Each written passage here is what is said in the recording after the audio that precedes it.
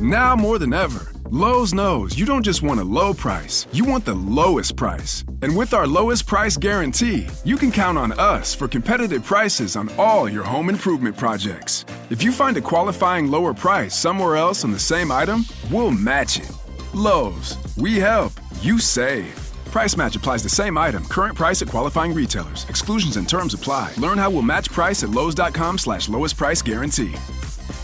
It's that time of year again to bring the HBCU energy.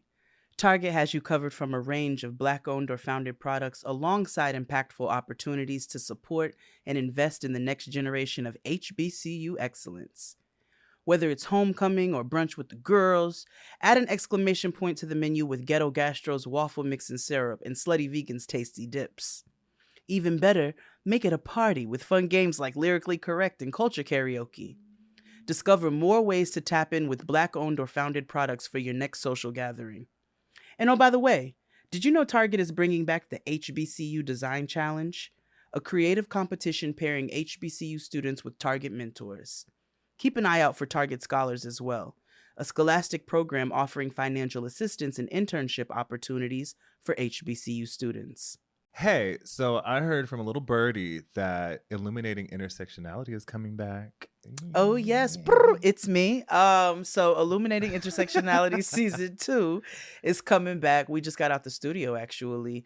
It is hosted by a friend, Franiqua of Hey Friend Hey in the Friend Zone podcast. It is hosted by Dr. Takia, who hosts Getting Grown alongside myself, Chef Jade. And we each essentially host an episode, and the foundation of this conversation is HBCUs. So we come through the lens of intersectionality, and we talk about, Kia talks about unsung women in the HBCU spaces. Fran talks about the foreign-born experience and how that ties into the HBCU experience because, you know, the diaspora. And then, you know, I came through with food and culture and got a lot of really good vantage points. So it drops homecoming week, and I'm very excited for you all to hear all 3 episodes. Everybody produced their own episode, wrote their own episode, did their own good research, and it's like really good information across the board. Well, I can't wait to check it out. So make sure you all lock in with Target this homecoming season and beyond at target.com/blackbeyondmeasure. Say, baby, what's your story? You got the goods, it's plain to see. The kind that'll keep a brother on his knees. And I'm so curious. After the club, hang out with me. Valentino is sure to please. But now let's have an apple martini and get to know each other. Ooh, ma, tell me, how did you get that in those jeans? The way you're popping in is killing me. Look over there, come follow me. Woo ha, whoa ha, whoa ha ha ha, whoa ha ha ha, whoa ha ha, whoa ha ha ha, whoa ha ha ha, whoa ha ha, whoa, whoa ha ha. Whoa ha, whoa ha, whoa ha, whoa ha, whoa ha, whoa ha. Whoa ha, whoa ha ha, whoa ha, whoa ha ha, whoa ha, whoa ha, whoa ha, whoa ha, whoa ha, whoa ha, whoa ha, whoa ha, whoa ha, whoa ha, whoa ha.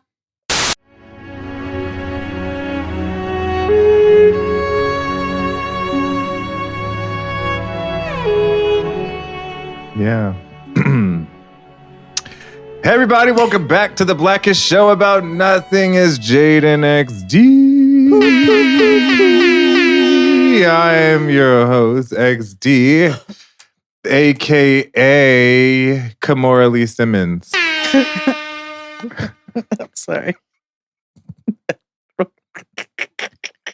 Threw you off, didn't it? Yeah. I had so many thoughts rush to me at one time. No.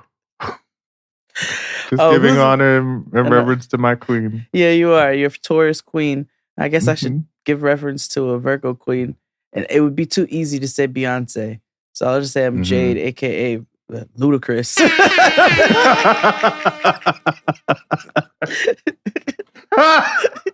Or Nas. Amy Winehouse. Yeah, there you go. So many. There you go. So many of us. Oh my goodness. But hey, everybody, welcome back to the Blacker Show About Nothing. Hopefully you all had a fantabulous week. But Jade, how was your week? Oh, child, nigga, it beat my ass. It's so much. It was so many balancing things. No one went to the dentist. And you know, that is expensive for kids. Hell yeah. No silver teeth. They called me actually, and they were like, because Tristan was there. They were like, I have to do one filling. Okay. I was like, it's not silver, right? And they were like, no. I said, okay, because I've got to protect her trajectory in life. The lady's Keep like, her out of jail. What? I was like, she can't go to prison. No prison hooch. Period. They think I'm nuts, but it's all right. But that's a valid argument. It's a valid argument, nigga. I just got to, things are just things. But yeah, it was a lot of that, and like I'm just like in the middle of kind of a bit of a hurricane of work and home, but it's not a bad hurricane, so I won't complain. I'm trying to think if I'll share with you on the pre-show. I got a family member who won't stop calling me. Oh no. I know. Oh no. Yeah. But we'll talk about that on the pre-show.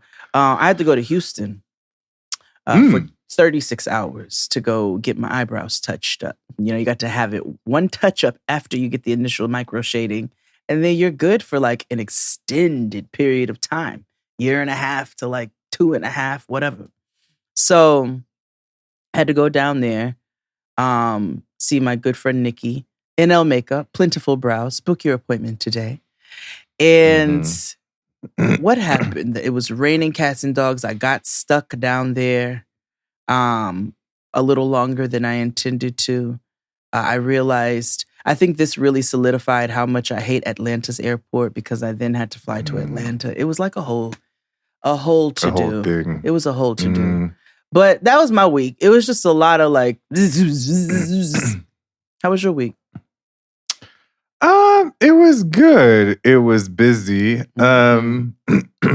This week was BFF's Black Fat Femmes live show. Yes! I was on the panel with Shar and Travell Anderson. We had a wang dang doodle. I'll let you know more when it officially happened, and I can talk about it. But it happened already. No, I wish I could have made it. Getting to LA in the middle of the week, especially right after I had to come back, but I send so much love and support for the event that's about to happen, that has happened by the time you guys already listened to this. And I know it's going to be incredible, because Dr. John Paul, Joho, and Shar, and yourself, and Travell are all amazing Black people. And so I know it's going to be a good time. Yeah. So, anywho, what else happened? I played hooky from work last week. Did you? Because you told me you were sick. No, I'm just playing. No, this was last Wednesday. I had an auntie day. I think I told the internet. I had an auntie day. I said, fuck work. I'm gonna go and get in an Uber and go to all the auntie stores. I went to the Max, I went to Ross, Marshalls, Nordstrom's Rack, Cost Plus World Market, Target. Like I did all. Now, did Ulta you do Beauty. Marshalls or did you do Home Goods? I did Marshalls. I did Home Goods later on the week, on the weekend, because it's far. They don't have. You would think that people who are underneath the same like umbrella, that they would all be in the same vicinity, but they're not at all, actually. Also, all Home Goods in all neighborhoods are not created equal. You've got to find the good one. It just shows you white supremacy and capitalism's chokehold, even on the Home Goods. Yes, but the one in Glendale is tea. So low because yeah, exactly. white supremacy and capitalism. How y'all got the better stuff? Exactly. But the reason why I did an Auntie Day is because I have learned to get my facial products and skincare and beauty shit from those places, because you can find things that are like fractions of the cost, because good skincare is expensive. So like the things that I use is $250 and the cream is $250 retail, and I got that shit for $16.99. Now, if I may do something that we both hate, but I'm just trying to help you out. Get that scanny thing translator so you can see when that stuff was produced. Oh, because, yeah. Sometimes because they do have old products that they sell.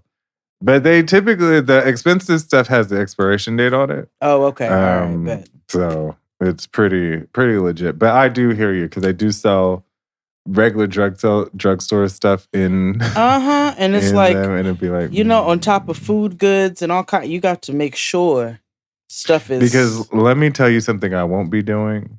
I will not be going to those auntie stores and buying them big ass bottles of peppers and other shit suspended. Can we talk about that's actually a perfect segue into what today's episode is about. So it is. We told you what we were doing last week, and guess what, niggas? We followed through. Okay, did real research, unlike our bonus episode, which you all should absolutely go and enjoy, because you got some alternative Black HBCU history facts. And also another fantastic treat towards the end of the episode. It comes out on Monday. Yeah. Comes out check it out when it comes out. Yeah. So yeah. So no, for all real. These dates are together. Go listen to the bonus episode when it drops on October 16th, because XD and I were like a different stupid this go round. But today, as we told you all last week and followed through, look at us. We're so proud of us. We've never had one woman before. Now we just have one woman. Yes. Okay. This dance we do for you. Look at us. Ooh, we work. We follow through. Ooh, our word means something. Pat us on the back. As we are patting selves on back. So we're doing a millennial timeline from our very first millennials down to our very youngest, and all of the things that have happened in the lifetime that we have been here in this short 41 to 42 years from the oldest millennial. So we have a full timeline for you all, and we're going to break it down, and we're going to do it the Jaden XD way, and Abe is going to come in with his magic, and we're all about to have a nostalgic, traumatic time. Yes. PTSD, like PTS doodle. Post-traumatic stress doodle. But before we do that, we need to pay some bills. Yes. So again, tell a friend, tell a friend, tell a friend, tell an auntie, uncle, cousin, friend, piece of trade to listen to us every Friday. Hell, listen to us every day. And you can tell everybody that this is our podcast. So share it, put it on Reddit, put it everywhere. We definitely could use your help in this season. Just drop the link. People need to know about us, even if they are on Reddit. Excuse me. Sign up for Patreon. It's $9.99. We doing a whole bunch of stuff. By the time you listen to this, Survivor recaps will be posted on Patreon. We listened, and we provided also the finale of The Hills season 1. Yep. You will finally get to see Jade's reaction to what we've all been waiting for. I'm just really like, does somebody take a shit on camera? Like, what goes on? Kinda. Oh. Like, that's not outside of the truth, actually. Okay. Yeah, like the show Heidi. makes a turn. Ooh, Heidi's new dog shits at Lauren's Teen Vogue job, doesn't she? Fucks up like a fashion shoot. Heidi's dog shits in the pool and they get kicked out, evicted, and they got to find somewhere else to live in the 11th hour. All I'll say is somebody shits. Heidi takes a shit at work, and that white man still doesn't fire her after he should have in the first 30 minutes of having a conversation with her. That's actually closer to what happens. Oh, I'm literally just throwing scenarios. No, I know, but that's because Heidi is a theoretically, somebody takes the shit at work, and what did Noah say? Somebody spawns a nuke. Oh, that's when you kind of get mad. I'm about to spawn a nuke. Well, that shit is funny. I've been saying that shit for the last. When I tell you it's amazing, me and Tristan just giggled, nigga. We just laughed. She's like, I'm about to spawn a nuke. Oh my goodness. But anywho, again, subscribe to us on Patreon, YouTube. It's free. Freer than you and me. Go listen on Monday. Listen to Intersection.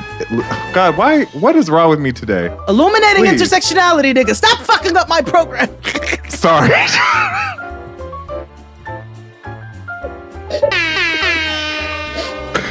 It's a long title. Damn. Not that goddamn long. Either way, I watched it.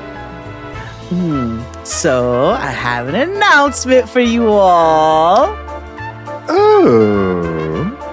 The Black Kitchen series definitely won silver in 2 categories and bronze in another. I did win Best Host in silver category for the Signal Awards. Listener's Choice. Shout out to all of you all who voted, who supported, who listened. My heart is full. Like, I'm like, oh, what does this mean? Can I like just charge people money for things more? Oh, yeah. Yeah. So, give me a TV show. But yeah, we won. And I'm really grateful for you all taking the time to go and vote for the Black Kitchen series. And, y'all really fuck with the kid. And I'm very grateful for it. Like, I clown a lot, but I'm really grateful for you all's support. And Jade XD is really grateful for you all's support. We about to be 9 years in this bitch. So it's nice to be able to see some of the fruits of your labor over time. You know what I'm saying? So thank you to all of you. Thank you to XD. I know you voted too, nigga. You lala read me, and I'm grateful for it. So yeah, shout out to y'all. Yeah. And shout out to the team. Shout out to the team. Yes. You all did an amazing job. Thank you. But let's take a break and be back with chaos and negativity. All right. Hit it, Claude. After these messages, we'll be right back. Hi, this segment is brought to you by Target and Black Beyond Measure. It's that time of year again to bring the HBCU energy. Target has you covered from a range of Black-owned or founded products alongside impactful opportunities to support and invest in the next generation of HBCU excellence. Lock in with Target this homecoming season and beyond at target.com/blackbeyondmeasure. And of course, Target is also sponsoring the new season of Illuminating Intersectionality featuring Jay, Takia, and Fran.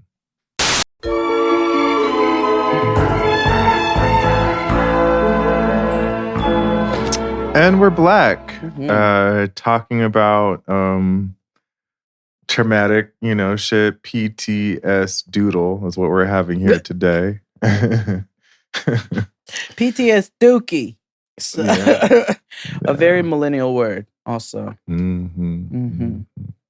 They used to be my cousin's favorite words. Well, I've created a timeline for us to discuss, put everything in sequential order. of things that I think are worthy of us mentioning that impacted our lives and by one thing or another, And so we're gonna start. Remember, us as a generation, we are Generation Y, aka the Millennials. Generation Y2K. I forgot to put that in here. Hold on. Okay. Generation Y2K. But we start in 1981. Those born in 1981. And I think we go until, what year was it? What is the last millennial? What year was the last millennial born? 95? 94? Yeah, which I gotta be honest, I don't really have much in common with absolutely not. People who were born in 90. Like, I smoked my first Black and Mild in 95. But we're going to start with 1981, which ranged to 1989 and affected us in so many ways. And that was the presidency of Ronald Reagan. Boo this man! Yeah. Yeah. I think about, we make jokes about this all the time, but there's slavery. Yeah. And then there's crack. Yeah. Yeah. And it's like, I don't want to equate because you can never equate which is worse. No, of course. But we know what's worse. Yeah. And it's not crack, surprisingly. Yeah. And still, crack is, but it's this modern day slavery, right? Like they put this shit in the hood and then you locked everybody up in chains. Slavery to me. You still haven't watched Snowfall. No. It was about the CIA's involvement in the crack epidemic that Ronald Reagan created. Really? Mm-hmm. I mean, that reminds me. I was supposed to talk to you about. This is totally random. I was supposed to talk to you about the history of Mexican Punjabis that I learned. I didn't know that was a thing. Okay. This totally side note. It was, since we're talking about culture, I just thought about. I was like, there's a story about Mexican Punjabis about how Indians had to come to Mexico because white people were tripping. I'm giving you a very I like your breakdown. Yeah, whites were tripping, and so Punjabi Indians moved to the Americas and they ended up settling in Mexico. And because the women that were there, Mexicans or whatever the fuck, started having children because they weren't marrying white women in the Americas. So they ended up, marrying, the Mexican women and stuff. But then the Mexican men had issues with that. Oh, shit. And yeah. Okay. Valentina Alvarez and Rulia Singh posted for their wedding photo in 1917. You see? So it's the thing. I was like, oh, wow. Fascination. I got to read more into this. Mm-hmm, okay. Mm-hmm. Okay. So, but yes, Reagan, Reaganomics in general, Jesus horrible. Christ. I wish white people would realize it was bad for them too. But well, so they did, but they didn't. They didn't in the way where they did anything about the fact that it played such a large toll, took such a large impact on the Black community, intentionally so. But when it started to affect them and their children's psyches and whatever their initiatives were, that's when they started doing their research, which brings me to our next thing on the timeline. 1983, roughly to 2000, the DARE program. This DARE anti-drug program in our school. It's run by specially trained police. Now we're saying no to drugs. Just say no. Be your own best friend. Yeah. It was successful and unsuccessful at the same time because I currently do not do crack or heroin, but that is. I still use tobacco products from time to time. I'll never attribute it to the DARE program. Yeah, no. Now, the DARE program, if you don't know about the DARE program for our young listeners, the DARE program is drug awareness resistance education. And it was a program that was started by the Los Angeles Police Department, biggest criminals in this country, or top 5 biggest criminals in this country. It was started. Oh my God. That's what I need to know. I have to tell you. And I don't know if I can say this on the main show. Oh. Why? I'll just tell you now. I have to get it out. Guess who tried to partner and donate? Oh, I think we talked about this. Oh, yes, you told me. Oh! Yes. Oh! Yeah.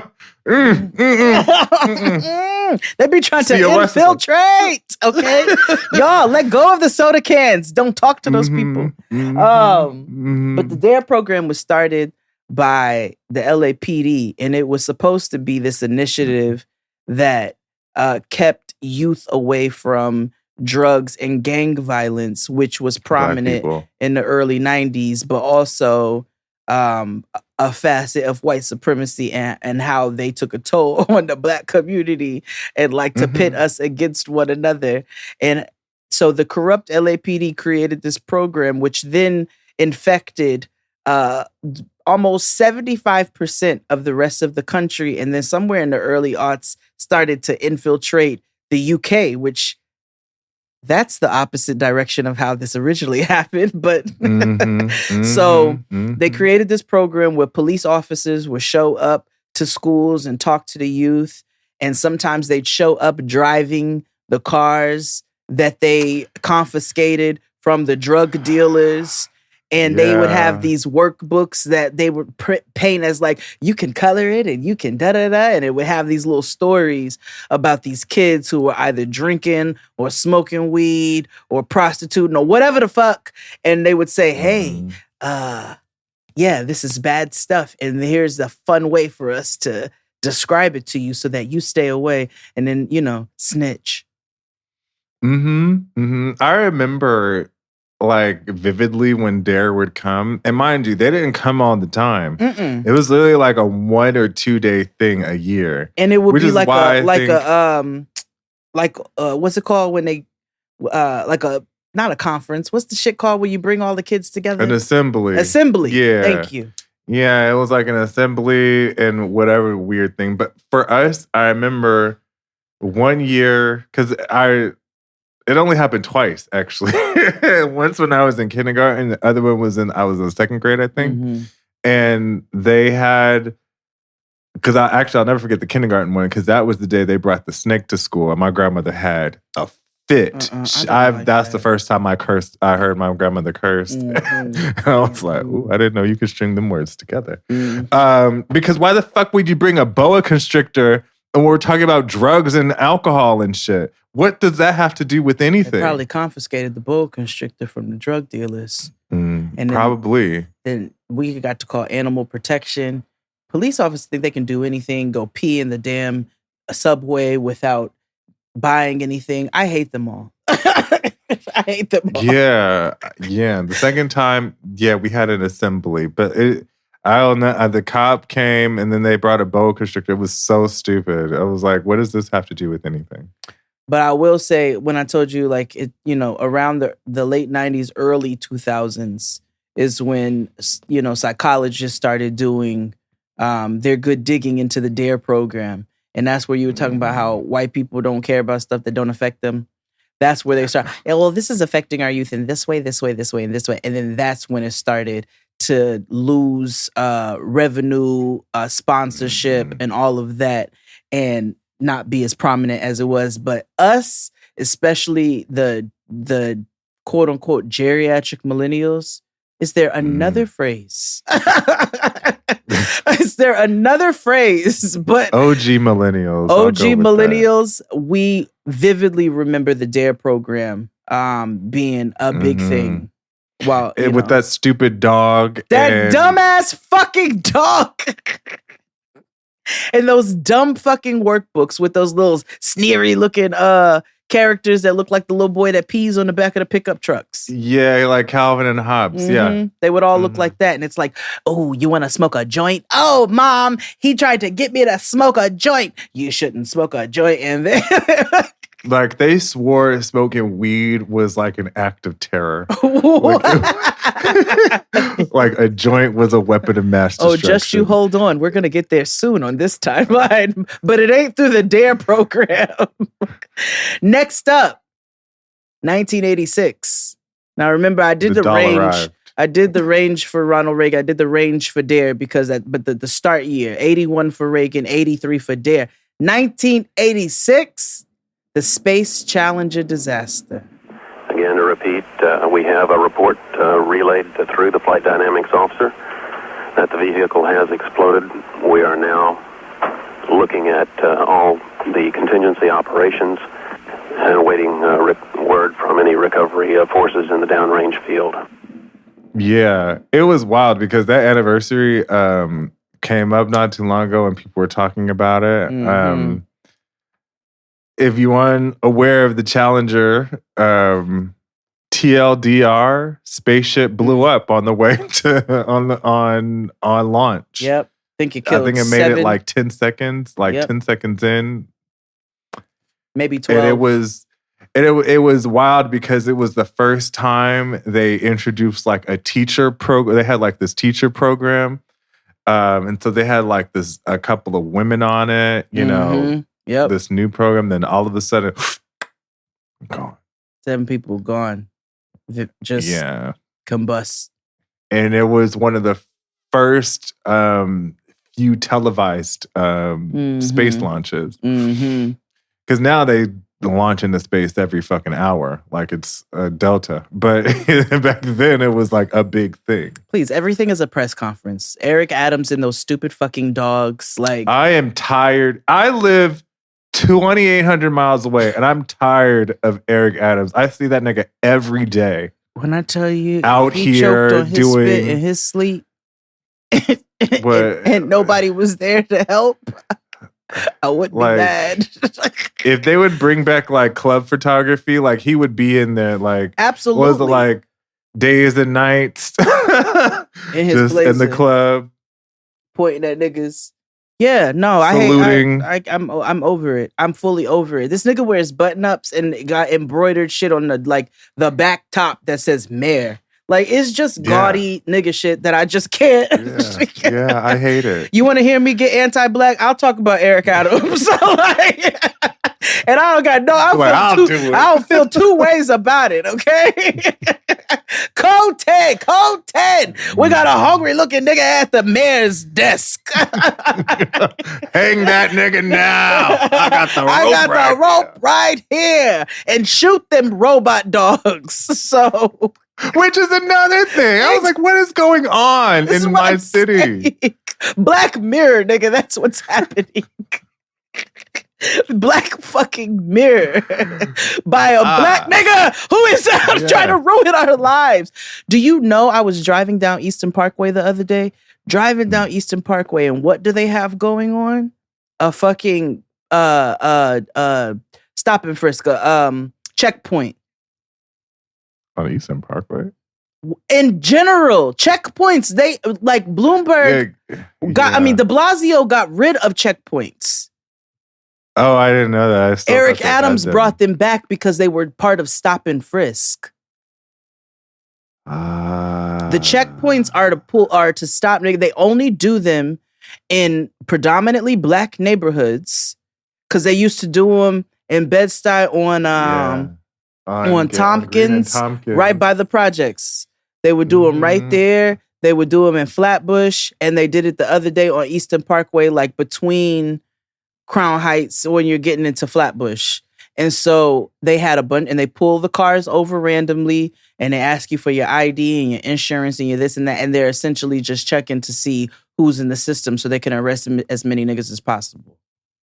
Because they need to make money. And he brought them back. De Blasio got rid of it. He brought it back. That's fucking wild. This is Black Giuliani. Like, it's terrible. Black Giuliani. All right.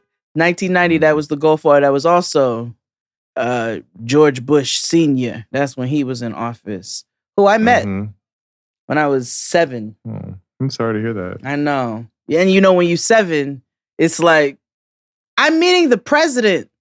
And then later on, you're like, I met George Bush Sr.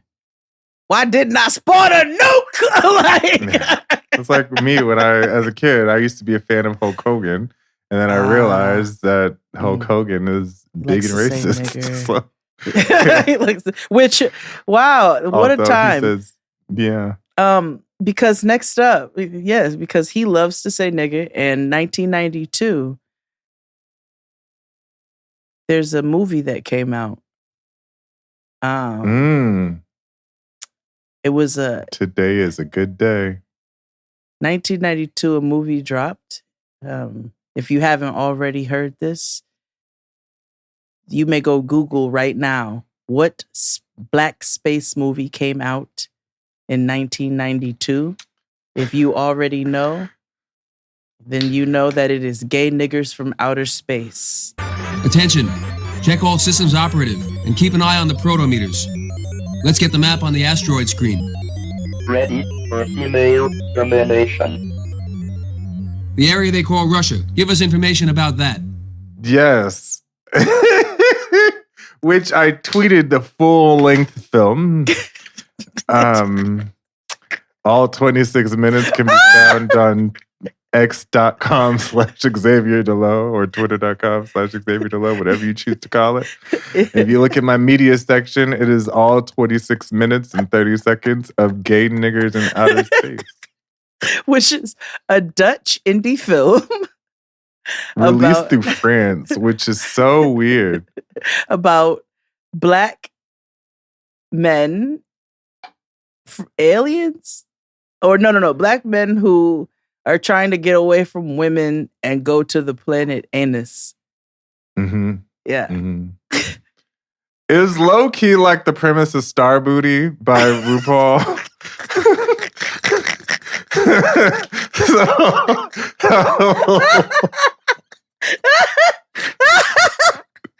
So it was kind of like, oh, I've seen this before. Can we take a break? Gay cinema is all yeah. Let's take a break.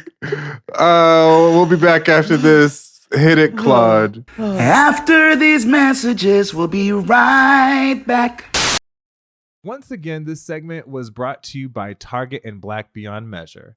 Target has you covered from a range of Black-owned or founded products alongside impactful opportunities to support and invest in the next generation of HBCU excellence. Lock in with Target this homecoming season and beyond at target.com/blackbeyondmeasure. This episode is sponsored by Starbucks. I know we don't want to kick summer out the door too quick, but I can't lie. Something about fall really does it for me. I love summer. Don't get me wrong. I love summer. But fall is my favorite child, if I'm being honest. In the words of XD, it's Diane Keaton season, which means it's time to pull out the cozies, lace up those boots, and sashay down to Starbucks for my new favorite beverage, the iced apple crisp Oatmilk shaken espresso. Yes, you heard me. Now, I might be biased because I love all things apple. Go ahead and pair that with the flavors of cinnamon, brown sugar, blonde espresso, creamy oat milk, and in my eyes, it's a winner, baby. Now, I know we all go up for a specific flavor closely associated with autumn. Hi, pumpkin. But switch it up. Try something new like you did with that haircut and get yourself an iced apple crisp oat milk shaken espresso. And here's a tip. If you're like me and love convenience, skip that line and order ahead on the Starbucks app. You'll thank me later.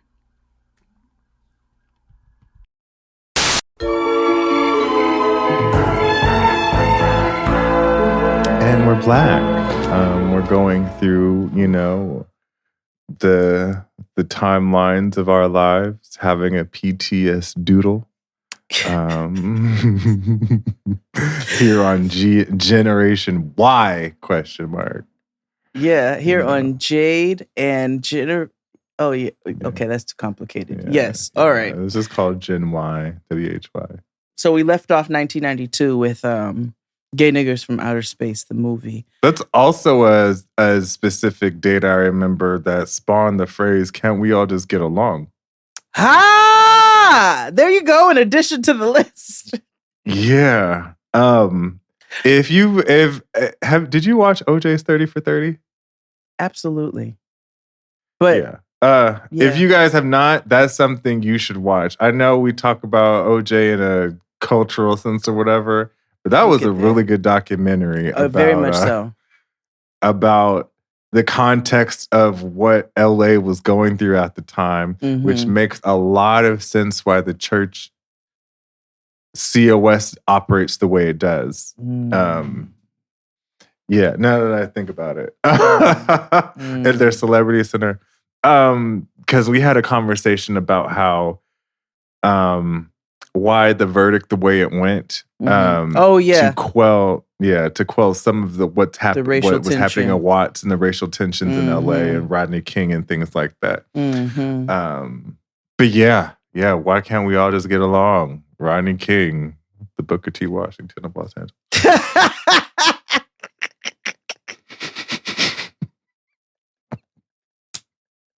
Please. Oh my God. Okay. Find the lie. Cherchez le lie. I can't. Woo. Okay. 1992. What else happened? The Dangerous album? No. But yes, that wasn't part of the timeline. I'm sorry. But I just remember that was a good album. Was that Leave Me Alone on there? It was. That was a jam. Yeah, a mantra.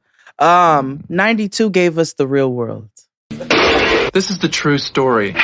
True story. Of 7 strangers picked to live in a loft and have their lives taped to find out what happens. What? When people stop being polite. Could you get the phone? And start getting real. The real world.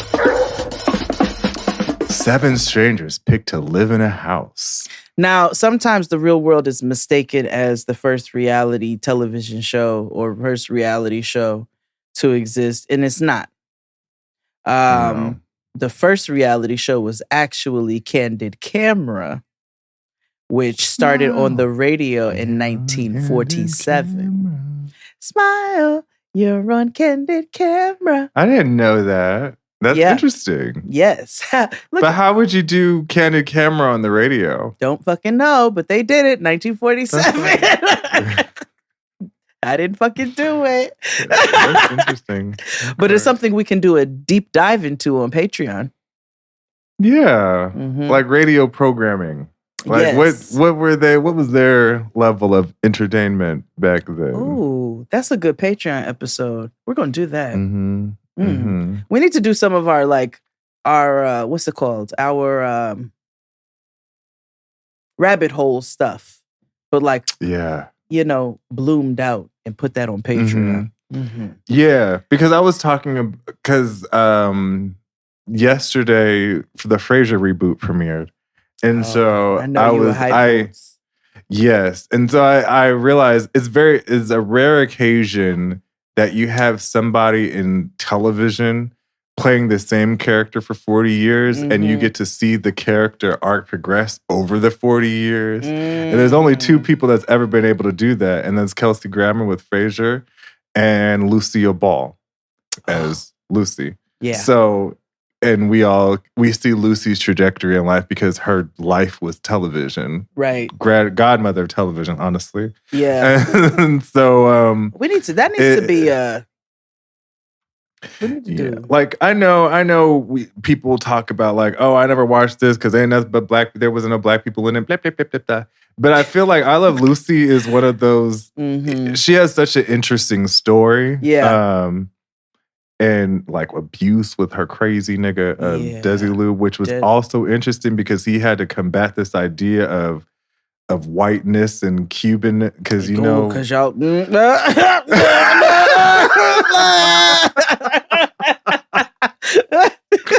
Yeah, but you get it. That's a rabbit hole we could definitely go down. I'm down for that. But but yeah, 92 we got The Real World. Seven Strangers Picked to Live in a House, which is Heather actually the B. real world was based off of a documentary called The Yes. American Family. On PBS. Yes. Support. Yes. The public broadcasting system. And we used to get a lot of good information from PBS. Does PBS still around? Yes, I paid them $60 annually. I firmly believe in PBS. Okay, I need to get back. to the public broadcasting it's system. $60 annually, and you get access to their app and stuff. Even if I don't watch it all the time, it's only because I know PBS is a true place to get like news. And so PBS has been reduced to an app. They are no longer a channel. Oh, it is. It's a channel, okay, but they have, they have to evolve with the times and have an app. Yeah, like RollingStones.com, not Rolling Stones magazine. Yeah, exactly. Because print is dead. Crazy. So yeah, support PBS. I too am a viewer like you. So with that little man from the side. Yeah, I think I'm one of those like weird. I don't think it's weird, but I support PBS and I support my local library because I think those are the things that are super important. Yeah, we are a library family. I will say that. Because I realize, especially with this shit going on in Israel, there's very few places in the digital space where you can get true news. Yeah, and what's going on, and the way you can truly find that is through primarily those two places, right? PBS, because it's the most basic thing ever, but it's amazing. And then also your local library, because absolutely. Read a book, read a motherfucking book. Friend just texts me and she goes, what alligator is Dustin talking about? And I sent Dustin this video last night of an alligator that doesn't have a top jaw. It just got the bottom. So it's a special Natalie Nunn type.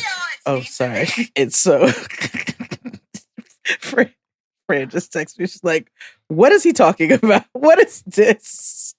We have interesting late night conversations. A special needs alligator. It is because it don't have a top jaw, so it gotta chew in a special way, and it don't like shrimp, but it loves pork. So anyway. Next up. That reminds me, I have a rant on my spirit. About what? Alligators? Close. It's about emotional support pets. Because there is this trend on TikTok or on social media, and they'd be like POV and whatever the fuck. And like there's a lot of like POV. I could have registered my animal as an emotional support animal to get free, rent or whatever. Because you have to pay extra rent when you get a pet in an apartment. I hate that shit. Because, I don't believe in emotional support animals. Well, but you don't believe, but it doesn't mean they don't exist. People have bastardized and abused. Well, yeah, like Section 8. So I feel as though there needs to be... That was layered if you got that. But like I don't think it's right or fair to bastardize or use it as the way people are doing. Yes, like that white girl who got on that Delta flight with her vape and her Rottweiler or her pit bull and asked that black lady to find another seat, even though that's not how airplanes work. I would have leaned over and told that, Abe, you might have to bleep this out. I would have told that lady.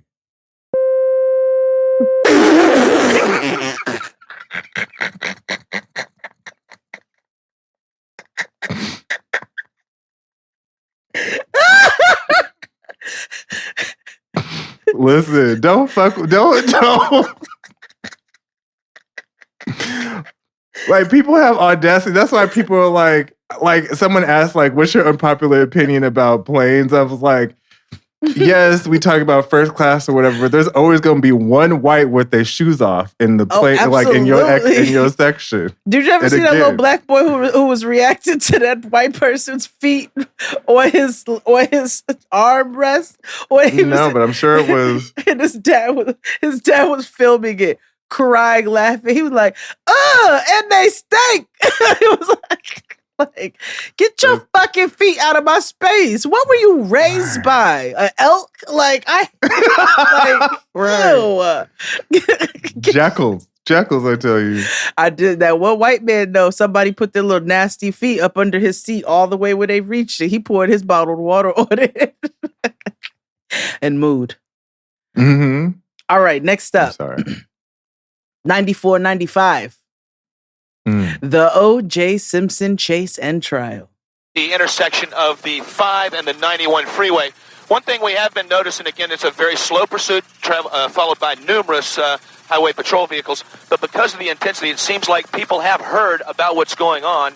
And all the overpasses that we've seen have been lined with cars. Yeah. You know, when I was in school, I wrote a letter to Judge Ito to wrap this shit up. Yo, Judge Ito is like not even on the Supreme Court. And we all know Judge Ito's name. Yeah. Never known a more popular judge outside of Judy Brown. His brother, though, was the consultant on Marsha. What's Marsha Wallace? Marsha, the DA in the case, Marsha. She had another show where she was like a crime shit on A&E. And Judge Ito's brother was the consulting producer with her, which I thought was very interesting because they didn't treat her right at all. Did you ever watch the OJ movie with Carmela Soprano? I've only seen the 30 for 30 and then the Nigga Please. That one. With Courtney B. Vance and Ross Geller. What's the name? David Schwimmer. You should watch the what's her name? Edie Falco. Edie Falco. You should watch that one as well. And who's in that? Is it Randall? Is it Randall from this? I can't remember. Was it him who played Chris Darden? It had to be because that makes sense because he looks like Chris Darden. Sterling K. Brown. I feel like it was Sterling K. Brown as Christopher Darden, but don't quote me on. Let me see here. Hold on. So, speaking of Sterling K. Brown, there was a clip of This Is Us going around that I forgot about. Mm-hmm. And when him and Beth took that break, and she was like, he was like, you were supposed to support me. And she was like, when? In between your episodes?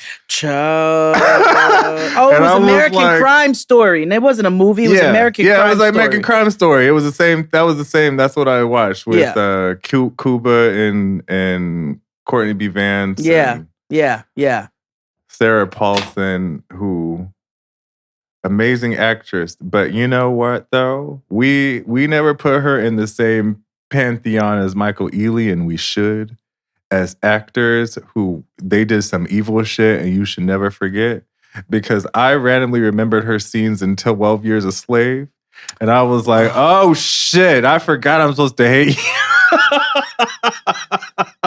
No, I never could finish that movie. Understandably so. I think I only watched it because I was in the movie theater, because where else am I, I could have walked out, but no.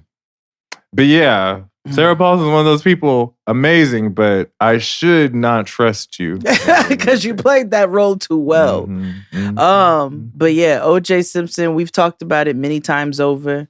One of the most iconic chases that we've ever watched. Trials, the way that Black people went up and celebrated, the way white people lost all their trust in the system. That interesting. That was for them anyway. Yeah, and also that was a hell of a car commercial.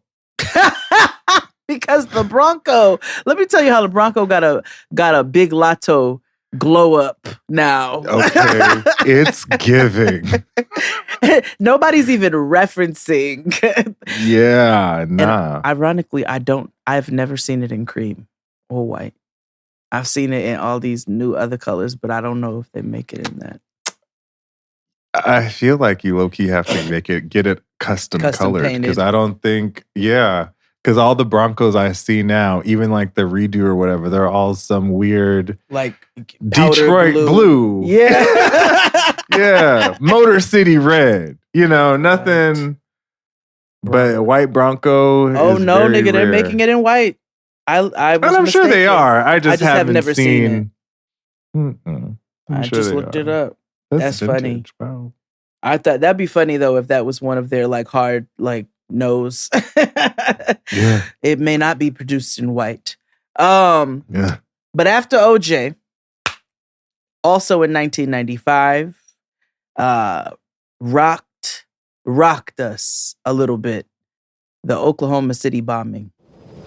It looks like something from the old days of Beirut, but this is downtown Oklahoma City. The 9-story building is shattered. Half of it is gone. The bomb went off just after 9 in the morning when most people were in their offices. One of the first, or one of the very few and first mass killings on American soil. Yep. Because we had Pearl Harbor and then Oklahoma City bombing, which killed thousands of people. Was it that? Hold on. Or hundreds of people, excuse me. Because it was a government building. Yep. That Timothy McVeigh. In downtown Oklahoma City. Yeah, downtown Oklahoma City. I don't remember his rationale for it. I just know that let's look. He was not well. Remains one of the deadliest acts of domestic terrorism. Mm-hmm. Federal I still remember building. the image in my head. Like, that's one of those images I won't forget. And I remember how the building was split open. So the building, remember I lived in Oklahoma City for a little under 6 months. I lived downtown Oklahoma City. So it was about 5 minutes from that building. And then that building was just a couple blocks from where my job was. It was 2 white supremacists, Timothy McVeigh and Terry Nichols. Yes, Terry Nichols. I always forget the other one. Killed 168 people, injured 680, destroyed more than a third of the building, damaged 324 other buildings within a 16-block radius, shattered glass in 258 buildings, destroyed 86 cars, caused an estimated $652 million worth of damage. And let me see the reason. The motive. The chief conspirators, Timothy McVeigh and Terry Nichols, met in 88 at Fort Benning during basic training for the U.S. Army. McVeigh met Michael Fortier as his Army roommate. The 3 shared interest in survivalism. McVeigh and Nichols were radicalized by white supremacists and anti-government propaganda. They expressed anger at the federal government's handling of the 1992 FBI standoff with Randy Weaver at Ruby Ridge, as well as the Waco siege as a 51-day standoff in 93 between the FBI and branch. Talk about Waco. Yeah, we forgot about Waco. The Waco fires. Yeah. Yeah. Well, there's so much on this fucking list. Yeah. that we've lived through. Right. But yeah, the OKC bombing was actually really big. It was absolutely national news. We hadn't experienced domestic terrorism, like you said, since Pearl Harbor. So there, that was 95. Next up, a break. We need to take one of those, and we'll come back with 1996 and more. Hit it, Claude. After these messages, we'll be right back. Life doesn't happen bi-weekly, so why should payday? The money you earn can be in your hands today with Earnin. Earnin is an app that gives you access to your pay as you work, up to $100 per day or up to $750 per pay period. Just download the Earnin app and verify your paycheck, then access up to $100 a day as you work and leave an optional tip. Any money you access plus tips are automatically repaid from your next paycheck. I have used Earnin in the past, and it has gotten me through.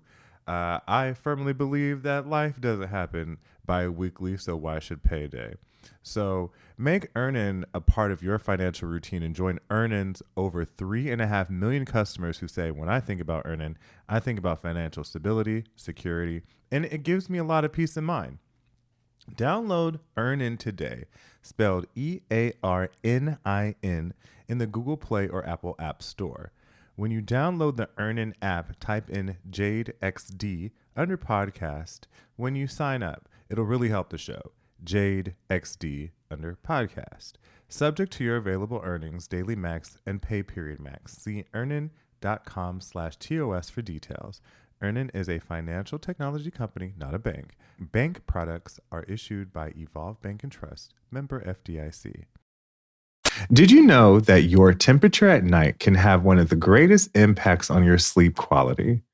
If you wake up too hot or too cold, I highly recommend you check out Miracle Made's bed sheets. Inspired by NASA, Miracle Made uses silver-infused fabrics and makes temperature-regulating bedding so you can sleep at the perfect temperature all night long. These sheets are infused with silver that prevent up to 99.7% of bacterial growth, leaving them to stay cleaner and fresh 3 times longer than other sheets. No more gross odors. And Miracle sheets are luxuriously comfortable without the high price tag of other luxury brands and feel as nice, if not nicer, than bed sheets used by some 5-star hotels. Also, stop sleeping on bacteria. Bacteria can clog your pores, causing breakouts and acne. Sleep clean with Miracle. Go to trymiracle.com/JXD to try Miracle Made sheets today. And whether you're buying them for yourself or as a gift for a loved one, if you order today, you can save over 40%. And if you use our promo JXD at checkout, you'll get 3 free towels and save an extra 20%. Miracle is so confident in their product. It's backed with a 30-day money-back guarantee. So if you aren't 100% satisfied, you'll get a full refund. Upgrade your sleep with Miracle Made. Go to trymiracle.com/JXD and use the code JXD to claim your free 3-piece towel set and save over 40% off. Again, that's trymiracle.com/JXD to treat yourself. Thank you, Miracle Made, for sponsoring this episode.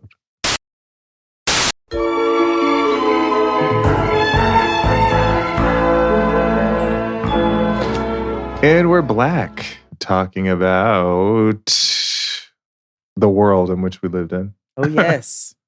We're up to 96. Yay. 96 and 97 were some pretty heavy years, especially for us as a Black people. September 13th, 96 was the murder of Tupac. Which is relevant today. Yeah, it is actually. Mm-hmm. It actually is. That has come back full circle. How many years later? A long time. Almost 30 years later. That's nuts. We're at 27 years, I think. And police are once again looking into the murder of rapper Tupac Shakur. The cold case from 1996 was recently reopened. 25-year-old Shakur was killed in a drive-by shooting in Las Vegas. Last week, police searched a Las Vegas home in connection to the murder, according to a... That's nuts. That's absolutely nuts. But to think that was 27 years, then we were like fully alive and shit. No, nigga, fully alive, fully aware of what was going on. Had political opinions and everything. Everything. Everybody had an opinion. Everybody felt the sadness. Like, it was a thing for us. The following year, March 9th, 97, Biggie died. And that just kind of rocked a lot within the hip-hop community with the loss of 2 very influential, talented figures. Yeah. It was also one of the first times that like hip hop was national. Mm-hmm. Yeah. And in that way. And not in that way. And not in a way we wish it would have been national, right? Neither of these men needed to lose their lives for anything. No. But we got the whole East Coast, West Coast. We had East Coast, West Coast beef. That was a big thing that we remember. Gang violence really was actually a very big thing in the 90s.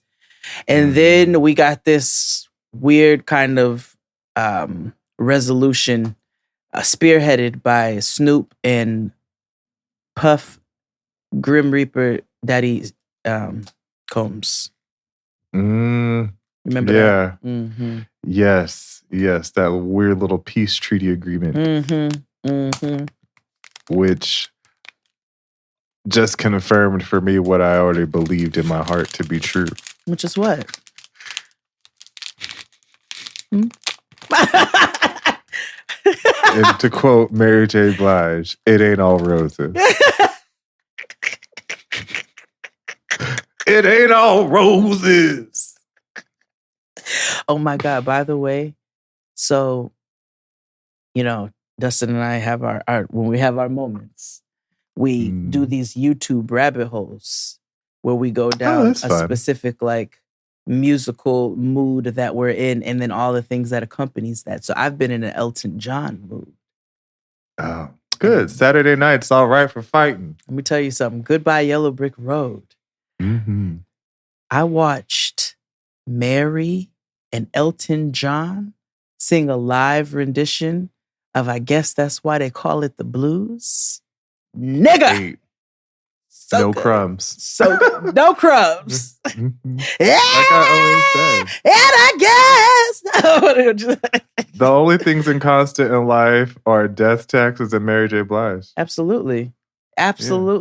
Who I also saw. While we're at this portion of the list, look at the timing. 1996 was my first, my biggest concert I ever attended. I told you all, it was the Budweiser Fest featuring Mary J. Blige, Drew Hill, Genuine, Aaliyah, and Bone Thugs and Harmony. And it was one of the greatest concerts ever. Same. My mother made us leave during Bone Thugs and Harmony because they started smoking weed and shit and things. She was like, "Oh, nah." I know, and that was when they did when they had the Art of War, and they had the girls on stage popping the guns, and they had just Tupac's verse.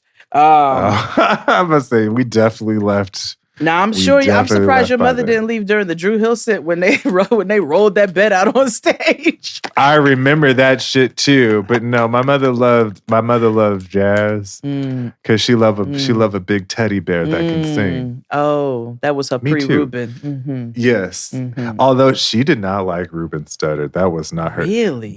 Because she thought Sorry 2004 was stupid. But she didn't watch American Idol? Yeah. Okay. She rooted for him, but she hated that song. Oh, and so yeah. that sullied how she felt about him. I'm sorry for 2004. Because so you apologizing because you know you're gonna you're gonna fuck up. It is a fuck up song. It's like I'm sorry this whole year I made your life a living hell. Exactly. Sorry for that chlamydia I gave you a touch of. That's like going on Facebook and just saying happy birthday, y'all. You know what? Every single day I'm going to tweet happy birthday, y'all. And because it is somebody's birthday. Yeah. And I never miss anyone. No. I think that's a fantastic. That is proactive, Fred. Thank you. After Biggie, 1997 in August, actually, which this was also, it was monumental because of what happened, but also it's shown a problem on what was developing in this country. The killing of Princess Diana. I'll never forget that shit. Good evening. The princess who spent her life in the relentless glare of the public eye died in a speeding car in Paris, apparently trying to evade pursuing photographers. Her body was brought home today under a cloudy English sky. It was a sign. And then, blacks, they was like, we got to tape the feud. So, of course, there is a 6-hour VHS tape somewhere of Princess Diana's funeral.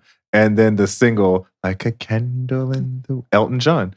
Yes, which, by the way, was a remake because the original song was a dedication, a tribute to Marilyn Monroe. See, there you go. There you go. But it was repurposed, which in a fantastic way. Listen, Elton John has given us hits because although corny in the movie, but in Lion King, Can You Feel the Love Tonight? Can you feel the love tonight. That is where we are. Like, didn't Peebo sing that too? Yes. It's enough to make kings and vagabonds. Disney keeps two Negroes in their basement, James Ingram and Peebo Bryson.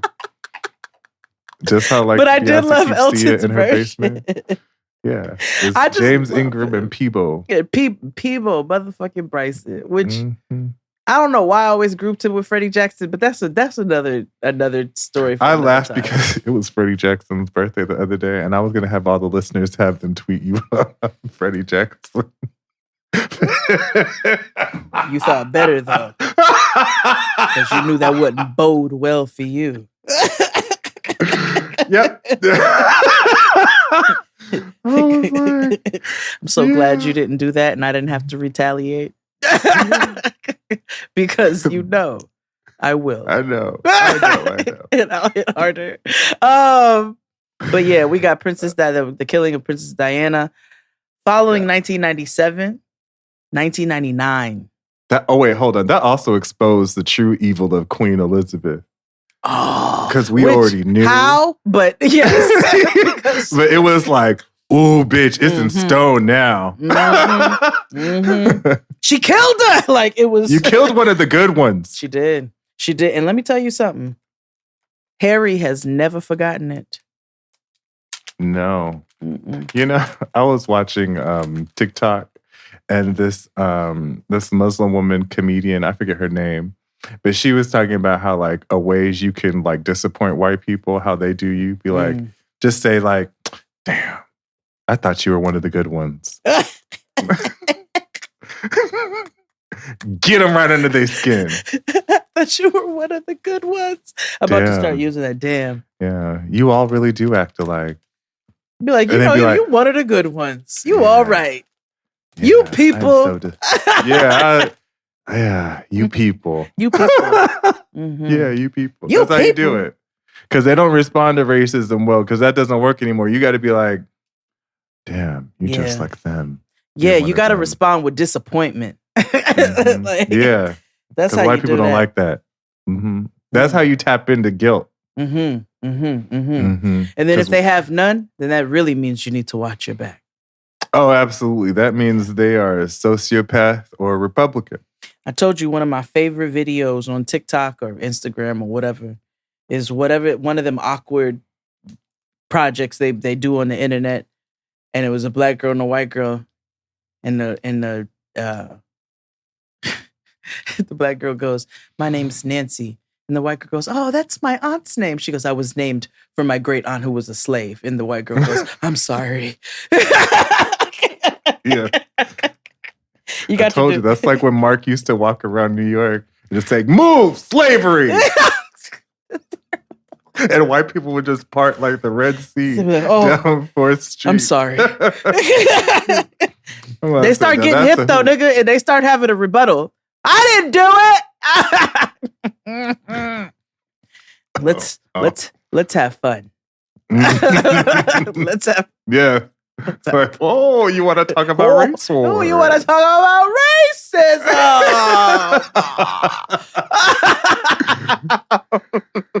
You know, white chicks could have been really, really more impactful if they really got them white girls together. You know, Noah asked me to watch it the other day. I don't know how she got a hold of white chicks, but she asked. She was like, "Can we watch white chicks?" It shows up on YouTube as a recommended movie because it happened to us too, and that's what sparked our discourse about. Because I was like, it's hard for me to watch that movie because they made some really ugly white women. They made some, ugly ass white women. They just make ugly women, period. But they are woo hideous. God damn. Jump scare. It's like y'all couldn't do nothing else. Like y'all couldn't. The prosthetics were not prosthetic. Y'all could have just been like white men, but no white chicks, and it was just It was the prosthetics that they created for them. I was like, this is crazy looking. Yeah, this is nuts. Yeah. But anywho, 99. A scrub is a guy that thinks he's fine. That's also known as a Buster. No, Columbine, actually.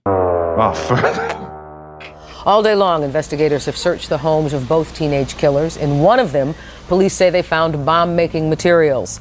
Specially trained officers searching the school today found close to 30 explosive devices all around the building. Authorities have also revised the death toll. Oh, because everything is about to get so depressing. Sorry, I didn't. PTS doodle. Yeah. Columbine. But yes, a week before my birthday too. I was disturbed by a few of some of these dates and where they fell in succession to my birthday. But Columbine, the first school mass shooting that we had. Yeah. When it was actually shocking. Yeah. Sadly I will enough. say, was that April 20th, 1999? I believe so. April 21st. April 21st, yeah. Two It was my dad's birthday. Yeah, white teens shot up their school. It also birthed the Trenchcoat Mafia and also birthed a lot of copycats. Mm-hmm. These copycat crimes. That's one of the first times we heard those things.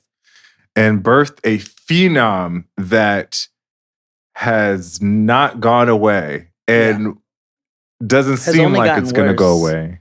Mm-hmm. Yeah. And the really sad thing about the fact that we still don't have any gun control, and this happened in 99, is that when they did, when they investigated during the case, they realized that those two boys, I think it was Kyle something and somebody, they realized them two boys purchased those guns from local gun Walmart. No. They purchased them from gun shows, and they purchased them they purchased them legally, both in two different ways, and they purchased their bullets down the block from their homes at Kmart. Yes, I remember one of them was from a local like Kmart, Walmart situation because I remember in that documentary with the white guy, the not Bowling for Columbine. Yes, and Bowling for Columbine. Yes, I remember when he went to go reenact the steps of how it happened. Yeah, and I was like, oh, these niggas went down to the Kmart and got bullets. Yeah. Yes, and that's when I realized you can buy ammunition at the same place you get fertilizer. That's when it struck us that was a thing, and that's when it was like, okay, this can't happen again. And then it happened, and it happened, and it happened, and it continues to happen, and they do nothing to make this any better, because they don't want to, because because it's full of money for them, and that is what their driving force is in everything. So we got Columbine in 99. Also, 99 ended in 2001, but birthed just shifted and changed everything. Napster. Legal troubles over copyright infringement aren't slowing down Napster. The song-swapping company is now in the top 50 list of most visited sites on the web, according to Media Metrics. And spin-offs are on the way. Paul Verkaman reports. Yes. Yep. Napster was one of the, for what it's worth, one of the most innovative pieces of technology. Yep. Because it birthed an economy that we didn't know needed to be one. Yep. There needed to be an economy for. If you don't know what Napster is a former peer-to-peer sharing application where people were downloading songs illegally. See, kids, back in the old country, we weren't privy to having streaming services that categorized and cataloged all these music choices for us to enjoy for a nominal fee.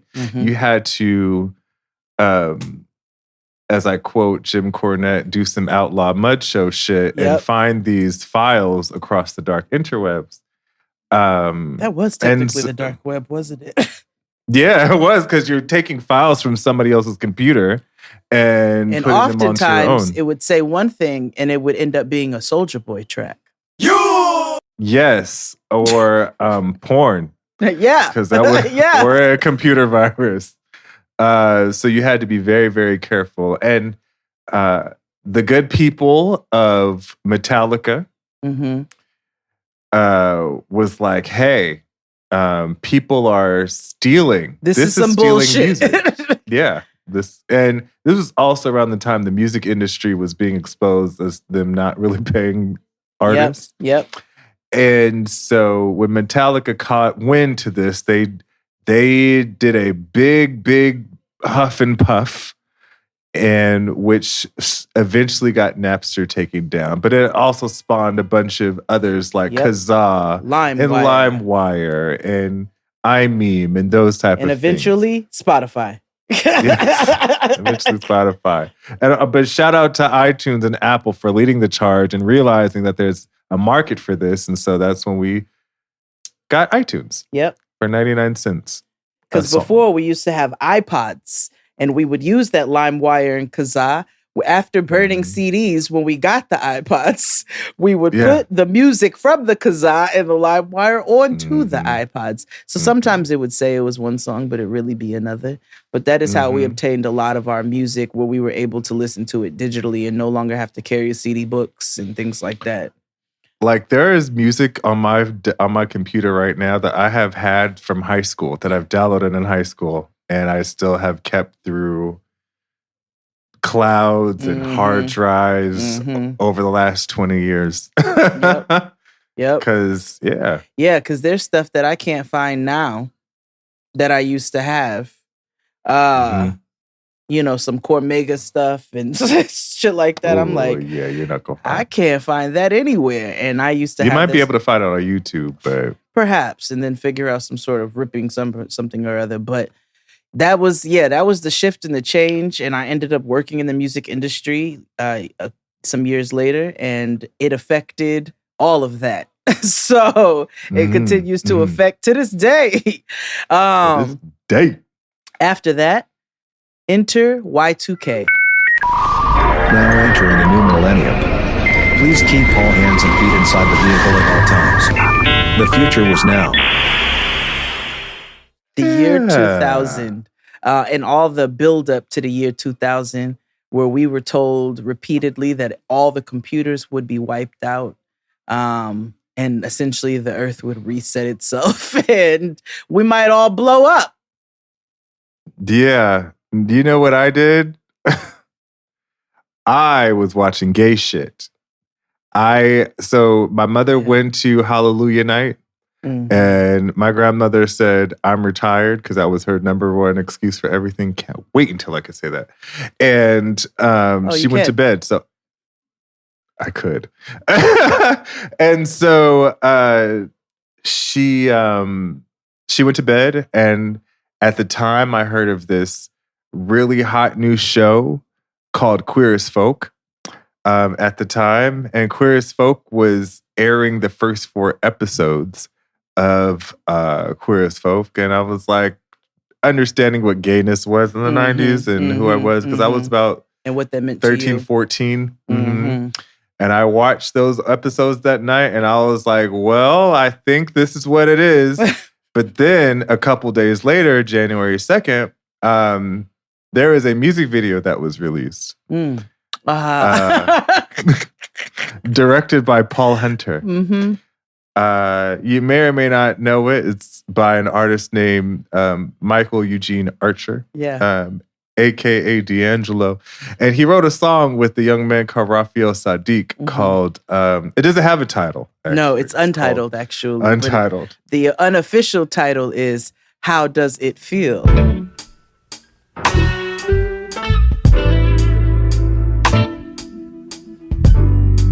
Yeah. Put it out as a music video, again, directed by Paul Hunter, released that week of Y2K. And it was confirmed like a Don King perm that I was a homosexual. I love that for you. I love that you have a marker. Like, I love that. Yeah, journey. I was taught that through Oprah. You always have to have an Oprah moment for when you have to go sit on her couch, just in case. Fair. Well, let's take another break and we'll come back with some more Millennial Timeline. Hit it, Claude. After these messages, we'll be right back. Hey everybody, we want to tell you about a podcast we think you're going to love. It's called See the Thing Is, and it's hosted by Grammy award-winning R&B artist Bridget Kelly and media personality Mandy B, aka our friends.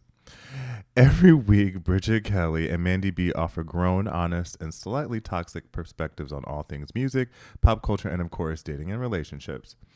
Do you have a hard time finding new music? Are you a millennial who misses what life was like in the 2000s? Are you interested in multiple perspectives on relationships and dating? And are you interested in a non-male bashing podcast that holds both sexes accountable? See the Thing Is a podcast that allows space for a wide range of thoughts and emotions. Most recently, the ladies have sat down with Ari Lennox, Big Frida, Robert Glasper, Chloe Bailey, and more. So join Bridget and Mandy every week as they update you on everything going on in the world with their polarizing hot takes. Subscribe to See the Thing Is on Spotify, Apple Podcasts, or on YouTube. New episodes drop every Tuesday and Friday.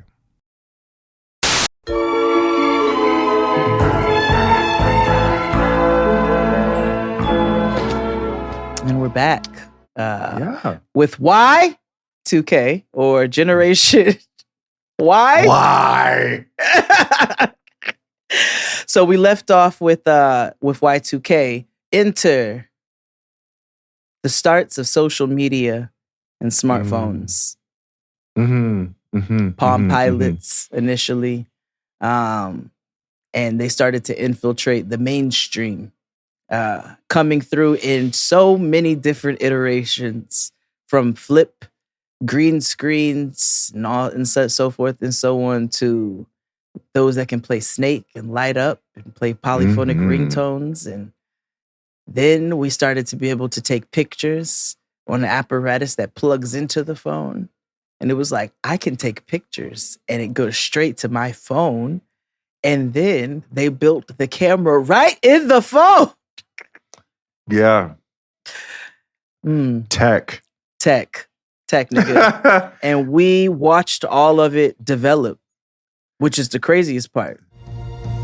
Now, the craze for sending text messages shows no sign of abating. In fact, last month, people in Britain sent over 1 billion of them. But now, a new generation of phones is about to hit the streets, and these handsets can send not only text, but take and send pictures as well, as Rory Kathleen Jones now explains. Yeah, like I remember I got a digital camera for Christmas the year I was 17. And because camera phones weren't a thing back then. No. And I remember trying to, because I was discovering myself on the internet, being gay and shit. And so I was trying to like take pictures for Black Planet. And I remember having my little pictures with my Kodak digital camera in the bathroom, just cheesing, just no phone, no, just vibes, just, you know, I'm out here. It's great. I'm cute. You know how I got my picture on Black Planet? I went to the you know, where we used to take the pictures as teenagers with the fuzzy backgrounds. Sometimes they have hearts or bubbles. Sometimes you just do like this really glossy, weird, blurry blue or pink situation. And they would it was like Photoshop before Photoshop. And I took some pictures, and then I went and scanned the pictures on my mother's printer scanner fax machine. And then after I did that, I uploaded that picture to the computer. And then it was some HTML code shit and some other shit. And that's how I got it on IMGSRC : with some blingies, some fucking anime or some shit in the background, that little dancing black girl and some stars. And, you know, ask niggas to sign my G-spot. Lick my G-spot. Disgusting. Not licking the G-spot. Just the fact that it took all of that to... I was, Chris and I were talking about the legend or the advent of the scanner because I had this big. What did I need this big ass scanner for? Like I am. Like, oh, you had your 10. own? Mm-hmm. Privilege. It wasn't like we bought it. It's because my aunt and uncle were big in tech. So, whenever they got stuff, it was just given to us. But it was recent. Nice. So it was, because my uncle used, I can't say what he did, but he used to work at Lockheed Martin. Let's just say he is very involved in military technology. And so he used to get a whole bunch of stuff and give it to me. And you had a scanner. That's crazy. Mm-hmm. Yeah. I was also one of those people that people had Windows XP, but he made it so we had Windows 2000 NT, which was like the professional shit. So I didn't really get viruses like that. Whoa. Yeah. We were still getting internet off of discs. Yeah. We didn't even mention America Online. 100 free hours. I had so many. So many discs. But that was their fault because they was just giving them out like fucking condoms at Target and shit. No, they absolutely were. They absolutely were. I don't remember. My mother would be like, "Oh, just pop another thing in." Only time she got pissed was when it was interrupted her boo loving time on the phone. Other than that, she didn't care. And what's wild is fax machines still make that noise today. What's wild is there's still fax machines. Yes. Next up on the list, August 25th, 2001, Aaliyah passed away, which was really, really sad because Aaliyah had been on the scene since the mid-90s. And 94, yeah. And she was on an uptick. She had finally been freed from that nigga. And, she was getting into her acting bag. And she was really on an uptick. And then her plane crashed. And she passed away at a really young age. I think she was 20 or 21 years old. It was really tragic. Yeah. The plane crash that killed a rising star in the world of music and film. Reaction today after Aaliyah and 8 others were killed when their plane went down. The plane, just after taking off for Florida in perfect weather, suddenly plummeted to the ground. I remember that day in school, because we had just got back to school. Oh, okay. I was like, that school week. Was in. Yeah. For you, for us, it was that week. We had just started. Because I remember later on that week, or 2 weeks later, was something else happened. Yeah. But that was a major thing. Because I remember we were at school. I remember coming home and Gideon Yago was on and delivered the news. Because people said it at school, but I thought it was a rumor and shit. I'm like, well, nigga, how'd y'all know? It's not like we had somebody had to have informed somebody or called some. I don't know. Also, people was off campus and going back on campus or listen to the radio or whatever. So I guess that's how they figured it out. But I remember Gideon Yago on MTV News. Again, kids, back in the day, we used to have something called MTV News. Yes. Yes. Which is integral to the next 2 stories, right? Yeah. Yes. Yes. Because our nigga Kurt Loder.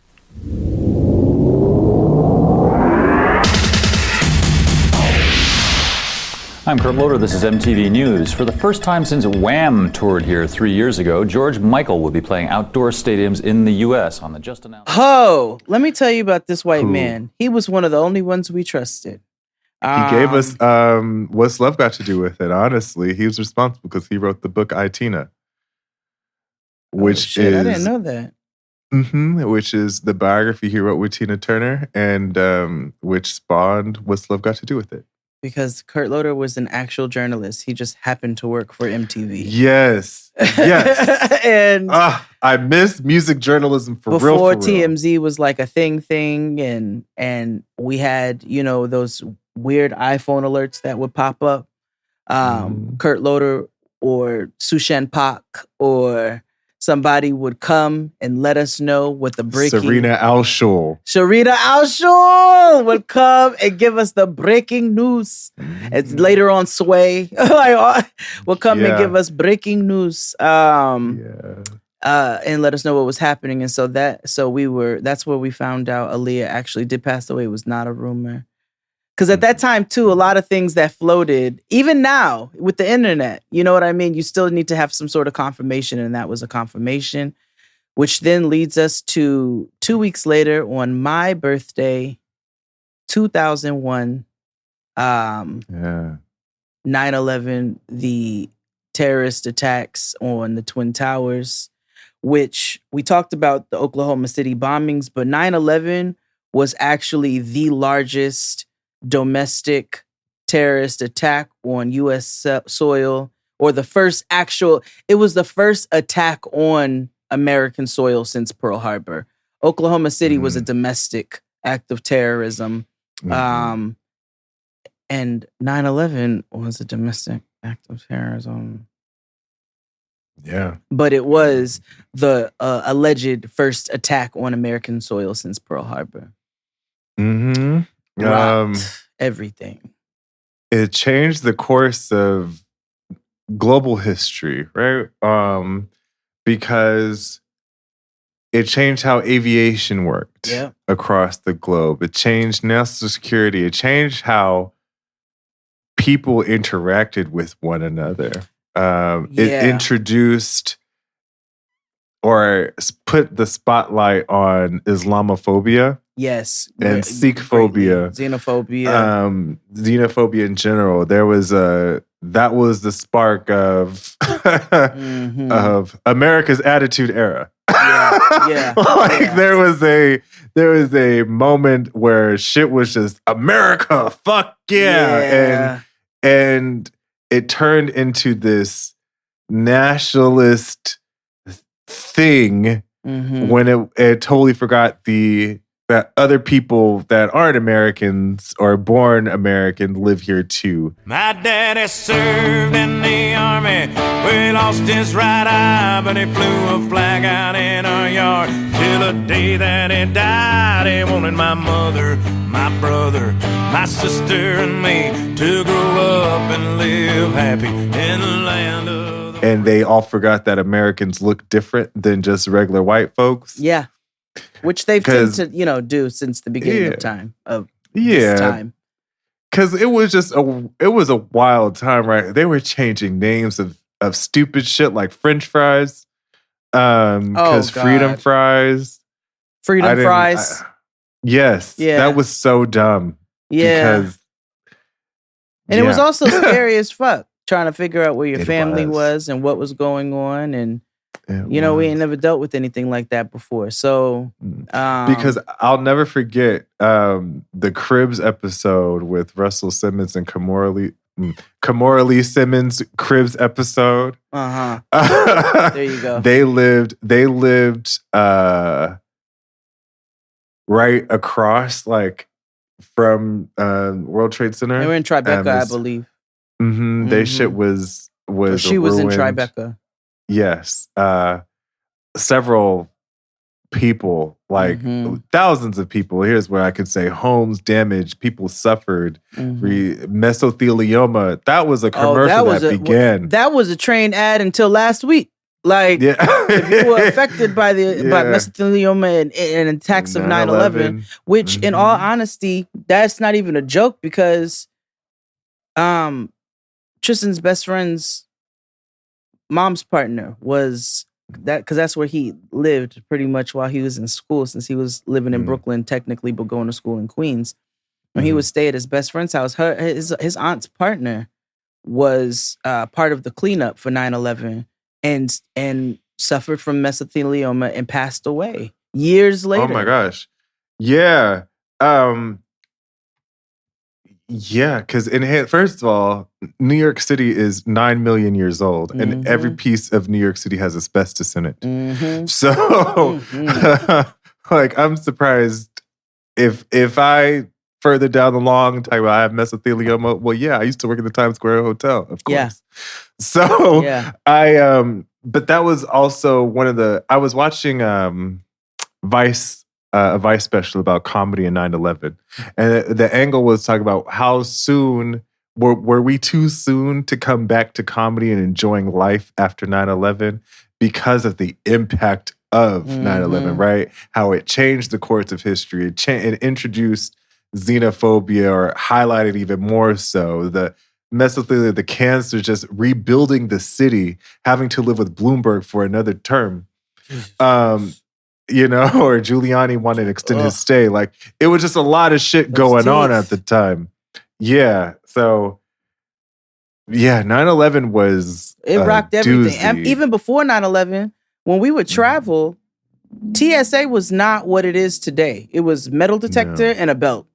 And that was it. It wasn't taking off shoes. No taking off shoes. nothing. It was none of that. It changed. You used to be able to go up to the gate and greet your loved one or your family member as they were coming off the actual airplane. Like, you used to be able to wait for them there. We didn't have any of this. We didn't have where they checked this at this checkpoint and they checked this at this checkpoint. Travel was nothing like that. And that changed the course of travel and changed the course of everything going forward. Yeah. Oh, that was crazy. 9/11. And also sparked a big war. Ooh, child. Huge. Huge. Following year, April 25th, 2002, Left Eye passed away. Which was also a shocker. And, TLC was a big part of our youth in the 90s, in the early 90s, and going forward, kept on. And so that was another one that rocked the industry as well, and us as a Black people. And good evening to you. I'm Jackie Reed. We thank you for joining us. We begin tonight with tragic news of a life cut short. TLC band member Lisa Left Eye Lopez was killed last night in a car crash in Central America. It happened in Honduras. Authorities say she lost control. Yes, that was also the first time I have ever heard of Dr. Sebi. Yes, that was a big introduction to Dr. Sebi. if you weren't privy. and Gregory, Dr. Gregory. Yes, because Left Eye was in her healing era at the time. Yes, she had came out with an undergrad album called Supernova, and because she had to get on Kazaa and LimeWire and Napster to get it. Yep. And like you said, she was in her healing era. Whatever that looked like, from Andre Rison to being broke because people are always like, oh, she went crazy, blah, blah, blah. It's like, well, did you ever think about what she was going through, what pushed her to this is why I hate when men talk about, or when people just talk about like women who snapped. I'm like, well, what did you do to contribute? Because we don't, we can ask that in reverse. Yes, like, what did absolutely. You do? They don't just snap for no reason now. Absolutely, but it was Left Eye dying was major. Yeah, that was a big event. Also around my birthday again. Yes, and 4 days after my father's. Also the same year, 2002. We got the introduction of those awful ass combination couple names, because there was a plague that hit us all that we did not ask for, by the name of Ben Affleck and Jennifer Lopez. Bennifer. I put that in the timeline because that has not died. Not Bennifer. The Bennifer was resurrected, but also those stupid ass combo couple names every time somebody got together. That was all sparked from like J-Rod and Bennifer, because that was Jennifer Gardner and Ben Affleck, but now it was Jennifer Lopez and Ben Affleck, and then it was also Ben Affleck and Jennifer Gardner after Jennifer Lopez. Oh, that's messy. And now it's back to Ben Affleck and Jennifer Lopez. Can I be honest? There's she was doing a house tour and on on Architectural Digest, and she was like, "Come on, let's go to my studio." And on my head, it was like, "Wait, girl, why you have a studio in your house? What you doing in there?" Now you know y'all make them songs on the app. Stop it. Studio, what y'all doing in there? That's fun. Stop it now. That's like, girl, just get a bowling alley like everybody else. In a movie theater, duh. Yeah, in a movie Basics. theater, girl. Like, that's too much. What you gonna do with this? This is excess, Jennifer. Woo! Following Benifer, we got hit with another, or we didn't, but it was we were out here doing the work. Jesus Christ. 2003, the Iraq War. My fellow citizens, at this hour, American and coalition forces are in the early stages of military operations to disarm Iraq, to free its people, and to defend the world from grave danger. On my orders. Oh, yes. I lost my vagina to the war on terror. Yeah. Yeah. Yes. The war the imaginary war. Yeah. Which, basically it was a response to 9/11. The 9/11, which, no, I'm talking about what they talking about. What they talking about, not what I. Okay. Well, yeah. The point is, there was rhetoric that was forced down our throats about this war, right? Absolutely. With weapons of mass destruction and the war on terror. And this was definitely the influx of America. Yeah. Fuck yeah. This is where a lot of us, especially of this age demographic, lost or experienced, some of our peers, family members, friends, so forth and so on, be drafted. Some of us lost family members, lost friends, lost classmates. We lost a unfortunate number of people due to this war, and especially our own people who believed that, and there's still a sect of people who believe that joining the military is a pathway to freedom. And I'm not saying it's not, because for some folks it is. However, for some it's their only option, or it is, one of very few. But in all honesty, the military is predatory on Black youth, especially Black male youth. Because there's always a U.S. Army recruitment station right next to a Foot Locker. Have you ever noticed that? Right up in the foot action. Hi, can I have a conversation with you today? You may not, nigga. You may not. But yeah, what? History lesson. Did you know that Foot Locker was once Woolworth? Woolworth has, a Woolworth, the major Woolworth and Company is now, through all this change and stuff, is now Foot Locker. That's crazy. Okay, we need another episode. I'll do one more, and then we will take our last break and finish out this long ass fucking episode, because we've been through so much as a generation. Actually, let's just take a break. We'll come back with the final round. Hit it, Claude. Boop. After these messages, we'll be right back.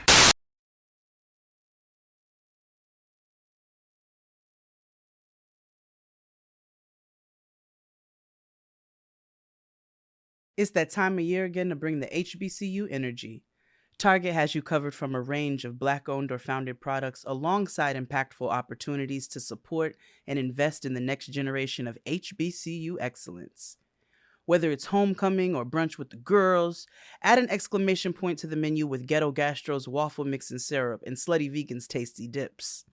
Even better, make it a party with fun games like Lyrically Correct and Culture Karaoke. Discover more ways to tap in with Black-owned or founded products for your next social gathering. And oh, by the way, did you know Target is bringing back the HBCU Design Challenge? A creative competition pairing HBCU students with Target mentors. Keep an eye out for Target scholars as well. a scholastic program offering financial assistance and internship opportunities for HBCU students. Hey, so I heard from a little birdie that Illuminating Intersectionality is coming back. Oh yes, it's me. So Illuminating Intersectionality season 2 is coming back. We just got out the studio actually. It is hosted by a friend, Franiqua of Hey Friend Hey in the Friend Zone podcast. It is hosted by Dr. Takia, who hosts Getting Grown alongside myself, Chef Jade, and we each essentially host an episode, and the foundation of this conversation is HBCUs. So we come through the lens of intersectionality, and we talk about, Kia talks about unsung women in the HBCU spaces. Fran talks about the foreign-born experience and how that ties into the HBCU experience because, you know, the diaspora. And then, you know, I came through with food and culture and got a lot of really good vantage points. So it drops homecoming week, and I'm very excited for you all to hear all 3 episodes. Everybody produced their own episode, wrote their own episode, did their own good research, and it's like really good information across the board. Well, I can't wait to check it out. So make sure you all lock in with Target this homecoming season and beyond at target.com/blackbeyondmeasure.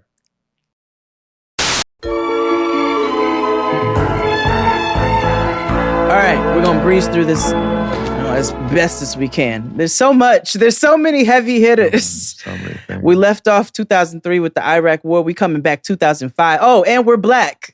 Talking about Generation Y. Having a PTS doodle. Yes. All right. Left off with 2003, the Iraq War. Coming I do back. want to have a high, come on a high note in 2003. Oh, also watch Fahrenheit 9/11. Okay, go ahead. 2003 was when we were introduced. We were asked the question, "Are you ready?" by Beyonce Giselle Knowles. In this early June 2003. And we weren't. We were not ready. We were not prepared for what was to come. No, we weren't. No.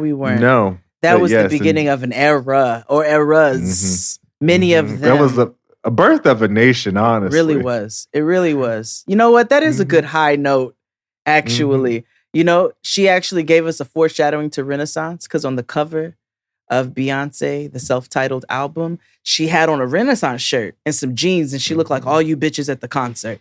So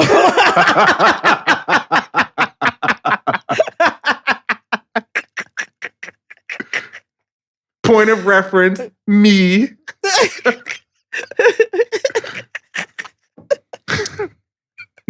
With those awful low-rise jeans. My God, not made for high cracks. No. Coochie crack. Next up, 2005, Hurricane Katrina. George Bush doesn't care about black people. George Bush does not care about black people, which was a is interesting. Yeah. The destruction of the spirit of the people of southern Louisiana and Mississippi may end up being the most tragic loss of all. George Bush doesn't care about black people. Please call. In the past few days, they cloned Kanye. Because Kanye doesn't care about black people. No. How about that? They cloned Kanye. If anything, George W. got more Negro friends than Kanye at this point. The fact you see them. Obama's just, hey, friend. It's good that we revisit these things because when Trump came and we were all like, never thought I'd miss GW. No, we don't. No, also that either. I've never said that. No, I've never said that. No, we don't. No, we don't. No. Never did. That nigga wreaked havoc, okay? And they gaslit. It was like, it was them. It was not. It was you. Not at all. But Hurricane Katrina, as we know, one of the largest hurricanes that affected Louisiana and Florida, and rocked an entire city that is such a cultural staple within this country. Also, an example of white supremacy, the diversion of levees, where we understood that richer, more affluent neighborhoods were intentionally saved, and lower income Black neighborhoods were intentionally targeted to save those white neighborhoods or those wealthier neighborhoods. Yes, go watch When the Levees Broke in Treme. Ooh, baby. Go do some good reading on that. Yeah, they are. Treme is a good show. And then When the Levees Broke is the documentary. Spike Lee. Spike. Yeah. Spike did When the Levees Broke, right? Mhm. But yeah, that was Hurricane Katrina really rocked New Orleans in a way that it hadn't been. I'm sorry. Guess who's directing the new Martin Luther King movie? Don't tell me Spike. No, because I wouldn't have brought that up if you did. Lena Waithe? No, no. I would have told you off camera if that would. Brad Pitt? Although, no. Steven Spielberg. No. Shonda Rhimes. Although the trailer for The Color Purple came out this week, and I cannot wait. I can't fucking wait. I cannot fucking wait. Fantasia's about to win an Oscar, and she deserves. And everybody looks so good, and I love Black movies where the Black people are well lit, because we all know as Black people it's very difficult to light us, but when you finally light us, we look so good. Oh my God. Oh, so incredible. I'm so excited for The Color Purple. Me too. But nigga, I don't know. Who is it? Lee Daniels, who? Chris Rock. All right. I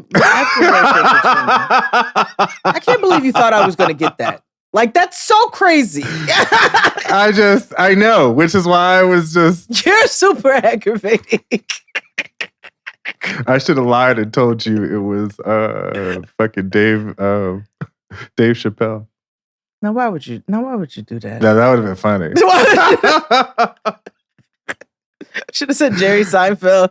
Like Larry David. Jerome Seinfeld. Larry David is directing the new Martin Luther King film. I cannot. No, that's some shit I go watch. That would be out of pure curiosity. They'd have Martin Luther King try to boycott, and then he'd be like, "Well, wait a minute." Martin Luther King up there talking about, I don't like scrambled eggs. I said over easy. Yeah. Ooh, I did not march for this. After Hurricane Katrina 2005, 2006, I remember this day vividly, the Virginia Tech shootings. Virginia Tech. Last night we showed you images of the campus in lockdown, students surrounded by armed guards as gunshots killed two people, one of them a police officer. And we can now tell you about the young man named as the gunman, a regular student now called... Yeah. Oh, shit. And that was...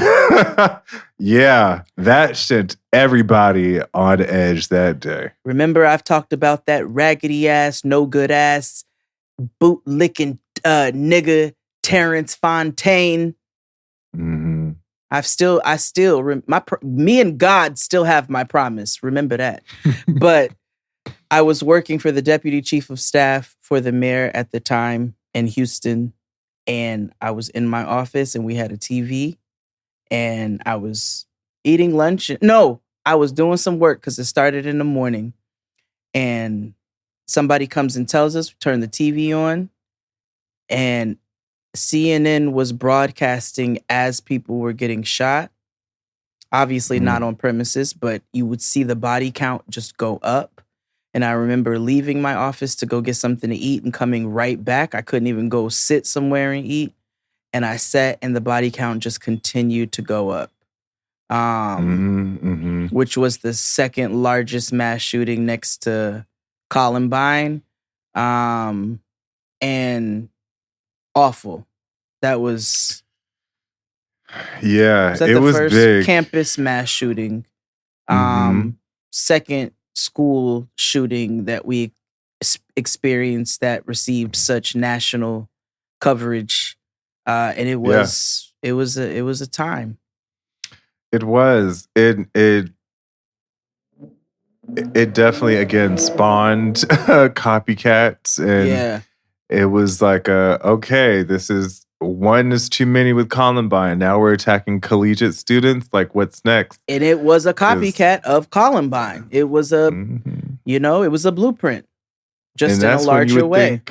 Right. You would think, okay, Congress. You would think, okay, high school students, college kids. You would think they would like, okay, let's do something about it. And then it got worse. Nope.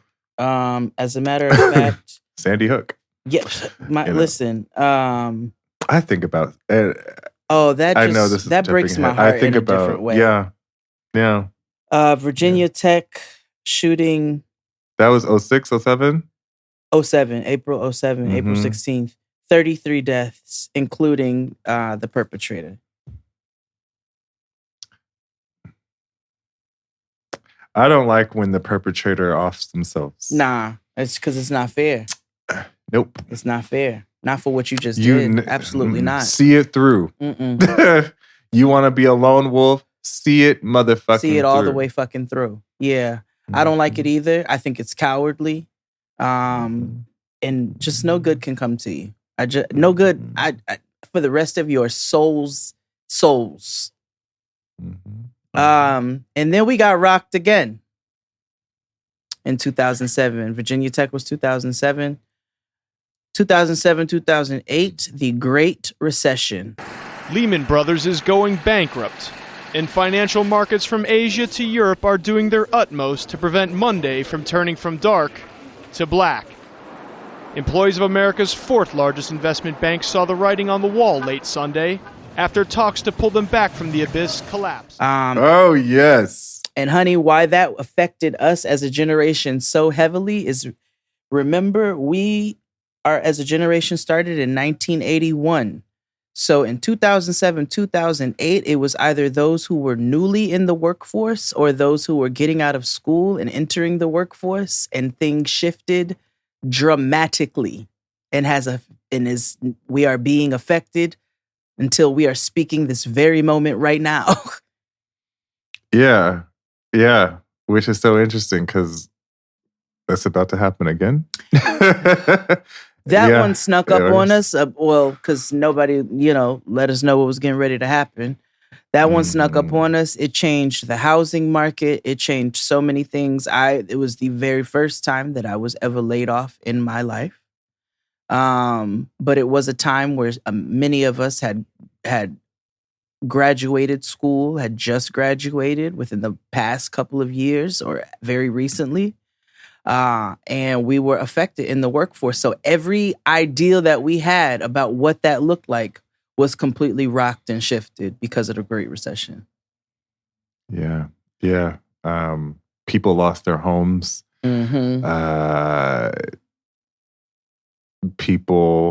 Suicide rates went up because of the fact that people were becoming houseless and being in distress of it all. Until we had our knight in shining Negro in armor. Oh my gosh. to come and lay the smackdown on the housing market in crisis. Which didn't fully do because we ended up or still suffering. So all the thoughts and ideas that we had about purchasing homes and what we thought our adulthood would look completely different because of how all of that shifted the trajectory of our adulthood. But we have been sorely affected. We were sorely affected. We were the greatest affected by the recession. And Obama came in 2008. Save us, Obama! That's a Boondocks episode reference. And, Obama was elected into office because of millennials. Millennials were the largest percentage of his voters because we believed what he said about how he was going to help shift and change the economy, what he was doing with healthcare and so forth and so on. And and he was our first Black president. Momentous news, really. CBS now estimates because of victories in California, Washington, Oregon, and Hawaii. CBS projects that Senator Barack Obama of Illinois will be the next president of the United States. He defeats John McCain. Twas. Fast forward to 2015. 2009. June 25th, 2009. We were all hit with news that we just were not ready for. And that was the transitioning of Michael Joseph Jackson. Which is the birth of Black Twitter. Yes. That is the official day of the birth of Black Twitter. I will never forget where I was and how I saw it all develop. Let's talk about the internet reaction to Jackson's death. What do you have for us? Oh, well, Michael Jackson's death sent a flood of Twitters on the website Twitter. It's the social networking site, and it's been really flooded with all sorts of... That shit was wild, because first of all, it's Michael fucking Jackson. It's Michael Jackson. Number two, our kids know how important Michael Jackson is. Exactly. Then number two, he did what? Right.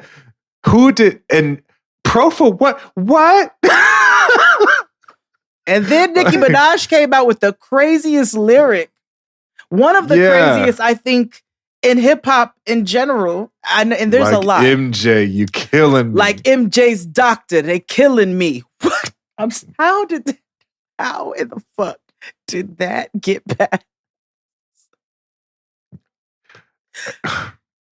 I say that to myself weekly just because it's such a nuts lyric. It's your slap. It is. I can't get it out of my head.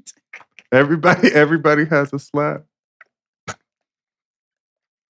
At one point, every single week, I stop and say, somebody let Nicki Minaj say MJ's doctor, they killing me on a track and released it.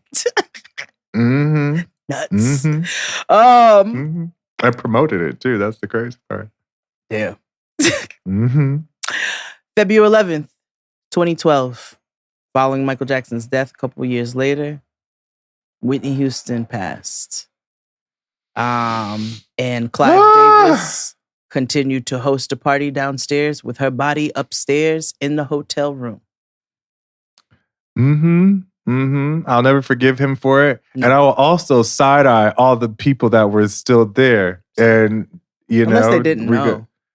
They had to have known. They had to have known. I don't give a fuck. And let me tell you something. Knows. I told you, every time I be at Sony and Clive Davis would come out of his car with his big shoes, I'll never forget those big... He had them Forrest Gump shoes. Because he was elderly. And he had bad feet. He had them big black, them big moon boot. It looked like a cartoon. Yeah. He definitely probably had some fucked up feet. Mm-hmm. That's inbred feet. Okay. Next up, after Whitney Houston's passing, which also rocked us on Black Twitter, because we were at this point, we had really banded together as a unit. By 2012, it was a chaotic environment. Yeah, I remember, I'll never forget that day. I went to Kia's house. Mm-hmm. I was upset, and Kia lived in Harlem at the time. So I was working overnight, and I just went to Kia's house and just sobbed. I was like, oh, girl, we were just crying together. Mm-hmm. Then Asante called, and we were just, and Crystal, we were just all on the phone crying together. Yeah, that was a time. That was a time. That was a time. And then a few years after that, Prince passed, April 21st, 2016, my father's birthday. Stephanopoulos. And we are coming on the air right now with the breaking news that the pioneering musician Prince has died at the age of 57. His publicist, Yvette Noel-Schur, told the Associated Press the music icon was found dead at his home Thursday in suburban Minneapolis. Sources had said he had been sick for some time, battling the flu. In fact, last week. I need to write something down. Okay. Write this down at a pre-show or something. Ask XD about Prince and the Golden Bachelor. Write that down somewhere. Okay. I'll just put it. Okay. Hold on. Okay. All right. Okay. All right. Yes, Prince passed away, which was to lose Prince and Michael Jackson and Whitney Houston all in that like lump of years was just like a hit, one right after the other. These were such heavy hitters in the music industry, and one day we'll go into even more depth on the effects of that. But because we have such a long list, this special episode of Jaded XD. Right. Following Prince, August 16th, 2018, Aretha Franklin. And that's where we got Pumps in the Coffin. The Queen of Soul's body arrived at the church where she sang as a child. Aretha also got her third wardrobe change, a custom-made rose gold knit dress with rose lace and South Sea pink pearls. We're also learning more about the service, which will take place Friday inside the Great... Pumps in the Coffin. It was, this is when we started getting publicized funerals. Princess Diana, Wait, I think. Aretha died in 2016? 2018. Okay. She died 2018, August 16th, 2018. Aretha passed. Okay. And she died in time to escape what came and hit us in 2020. A two-piece, actually. A two-piece is what we got hit with. Trump and a pandemic, a global pandemic, the largest pandemic and the second pandemic to hit us since the Spanish flu in the early 1900s. Guess what, bitch? Coronavirus! Coronavirus! Shit is real! Shit is getting real! Shit is real! Coronavirus! Shit is real! Shit is getting real! Let me tell you. Well, first of all, 2016 would change the course of America again. 2016. Yeah. That's when America decided that they wanted to be on the wrong side of right. Yeah. When America decided they hate women for real. Yeah, and they were like, we'll never have another nigger in office again. Yeah, no, never. Can't never let that happen again. And so they did their big one and elected their big homie, DJT. Following that, we got the pandemic, and he was the one who was in presidency. That's what I meant when in 2020, which is still affecting us now. That just reminded me about how much Sexy Red pissed me off. But I can't talk. Why, girl? You could have just shut the fuck up and let us ski ye. Yeah, you could have let me just enjoy your stupid ass song. You didn't though, and that's our. You know what? It'd No, be like because that. you want to reiterate these talking points that Republicans feed weak-minded individuals with money at the same time because they know that actually wrong show. We've done enough. We've done enough. And we don't need to go into the pandemic anymore because we are still living in it. Yeah. Moving right along to 2021, January 6th, we got the insurrection. In Washington have taken a violent and tumultuous turn in the past few hours as thousands of supporters of President Trump stormed the U.S. Capitol building, venting their anger at the victory of Joe Biden in the presidential election. They forced the evacuation and lockdown of Congress itself. Again, Attack on the Capitol. I think about that shit as much as the slap because that shit was motherfucking wild.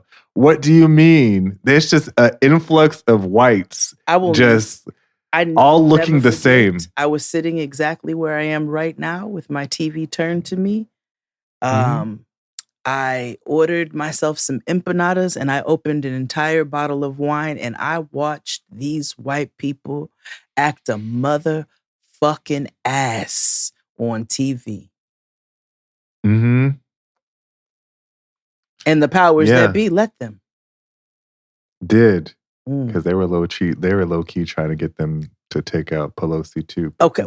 High key. High key. They were like, That's why dig the Trump button. ordered She it. can't do shit. Don't somebody block her cell phone coverage. Like, Yeah. okay. Mhm. It was very much nobody wants to fucking work anymore type of thing. Yeah. Yeah. Yeah. And we bring it up to today, which is really, really sad. And I hate that we have to end it this way. But Israel and Palestine. Israel's attack. And By a terrorist group yeah. called Hamas. Mm-hmm. They're like in a day, it was like 1,000 deaths, like total. Mm-hmm. And they have announced, Hamas has been like, we're killing everybody. Yeah. Like, and that's not even being No, that's me what dramatic. they've said. They have, it's on record. Yeah. Yeah. Without being too political about it, all we can really say is, peace to the victims' families and things. And violence we don't need this type of stuff. You know what I mean? Like, violence is not the answer in this case. But yeah. We just had a 2-hour episode. And so we, like XD said, peace to the victims. And we just burn this shit up because these wrong Russia, Israel, all of them, they just... White people have been pitting others against each other for capital gain for the longest. And I wish, erroneously putting people together, and I wish that people would wake up and smell the roses about it, Yeah. Anyway, that was Gen Y. Generation Y. Mm-hmm. We had a PTS doodle for the we last did. 2 hours. I hope everybody's feeling good and exhausted. Yes. Spent even. And we couldn't go into any more detail with each one because this was long as fuck. Yeah. So make sure you all check us out on Patreon, where you get all your Love After Lockup recaps, Survivor recaps, YouTube. We doing 90 Day Fiance the Other Way recaps. We doing Watching the Hills. We doing Jada XD reacts to some crazy shit. We watching cult shit. We watching a white nigga be involved in some weird shit in Atlanta. Like, it's a time over on Patreon. Make sure you all come join us. If this episode was not enough, weirdly enough, come join us on Patreon. And if you don't have the Fundadas right now, at least like and subscribe on YouTube so that, we get that. And that's how you can support the kids. Mm-hmm. And make sure you tune in on Monday. We have a special episode coming just for you, free for everybody on Patreon and YouTube. And we'll definitely need your support in liking and running up those numbers. Absolutely. So shop our sponsors. And we'll see you all next time. We'll see you on Monday. Yeah. Adios. Sleep well.